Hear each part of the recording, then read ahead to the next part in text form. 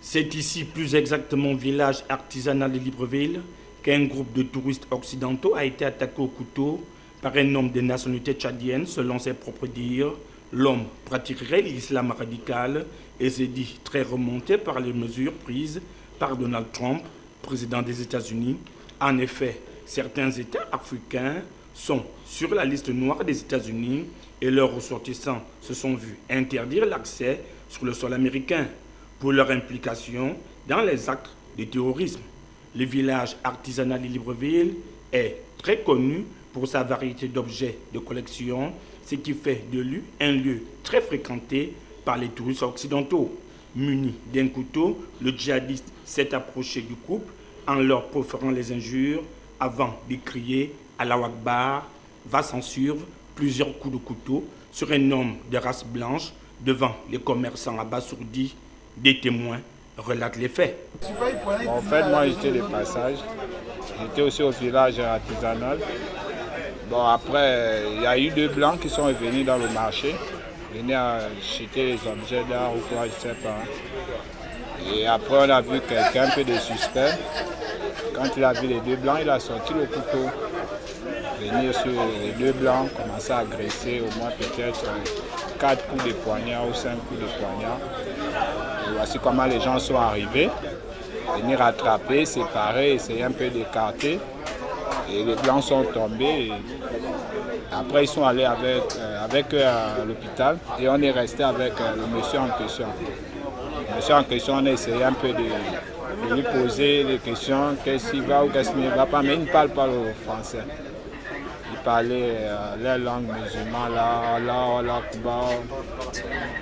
Il parlait que chez eux, chez les blancs, eux, ils détestent les noirs et ils tuent mal les noirs là-bas. C'est à cause de ce qu'il a commis là. Mais sinon, en français, je n'ai rien écouté ce qu'il a dit en français. Tous les touristes viennent ici, tout le monde vient ici pour chercher des souvenirs du Gabon. Donc ce qui s'est passé, le gars là, nous on ne le connaît même pas. Il paraît qu'il vient du Niger. Donc il est venu ce matin ici. À propos de ce qui s'est passé aux États-Unis ou bien les propos de Donald Trump, le président des Américains, ce qu'il a dit peut-être, c'est ça qui l'a fait mal. Il est venu ici dire que les Blancs tuent les musulmans là-bas, donc vous ne faites rien. Donc ce qui s'est passé parce qu'il est venu, il a pris son couteau, il sait très bien que les touristes viennent ici, donc il est venu avec le couteau pour chercher peut-être un touriste ou bien un occidental pour se venger. Donc il est venu, il a pris le couteau, à notre grande surprise. On ne savait pas parce que, tu sais, quand quelqu'un rentre ici, nous on le prend comme un client. On ne le savait pas, donc on le prend comme un client seulement. Donc ses intentions, on ne savait pas ce qu'il avait envie de faire. Donc à notre grande surprise, on voit quelqu'un qui enlève un couteau et puis il frappe le blanc. Voilà ce qui s'est passé. Après, donc on l'a attrapé, on l'a maîtrisé. On voulait le tuer, hein, parce que si ce n'était pas les gens qui ont intervenu, donc il y a un agent qui a intervenu, donc il ne faut pas le tuer, appeler la police. Mais nous, on voulait le tuer parce que nous, on ne sait pas ce que l'islam, parce que c'est des gens qui se réclament des islamistes et l'islam, c'est une religion de paix. L'islam, c'est une religion de paix. Donc, nous, on ne connaît pas les gens des extrémistes, les djihadistes, tu vois. Donc là, l'islam, c'est un nom. Là, il se prend pour l'islam, or que c'est des faux musulmans même. Voilà, parce que l'islam, c'est une religion de paix.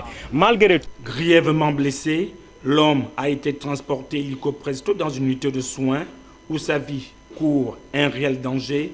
Quant au djihadiste, il a été neutralisé par les commerçants et présenté aux forces de l'ordre qui vont devoir statuer sur son sort.